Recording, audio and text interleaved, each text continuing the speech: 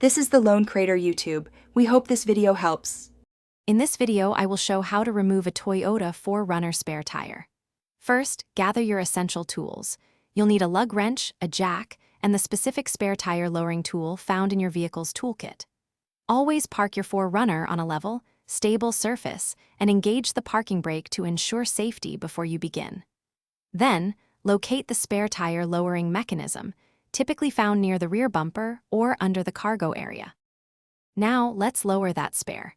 Take your lowering tool and insert it into the access hole, usually found in the rear bumper or cargo floor.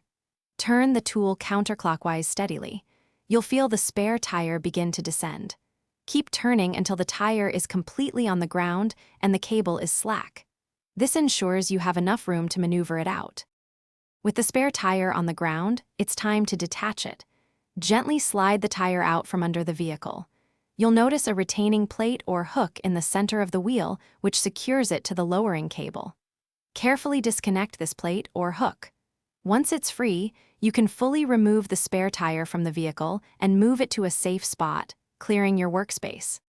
After successfully removing the spare, remember to store your flat tire securely, ideally in the spare tire's original location if you're replacing it. Always return all your tools, including the jack and lug wrench, to their designated compartments in your 4Runner. Finally, make it a habit to check your spare tire's pressure regularly, perhaps once a month, to ensure it's ready when you need it most. Thanks for watching. Consider subscribing if we helped you.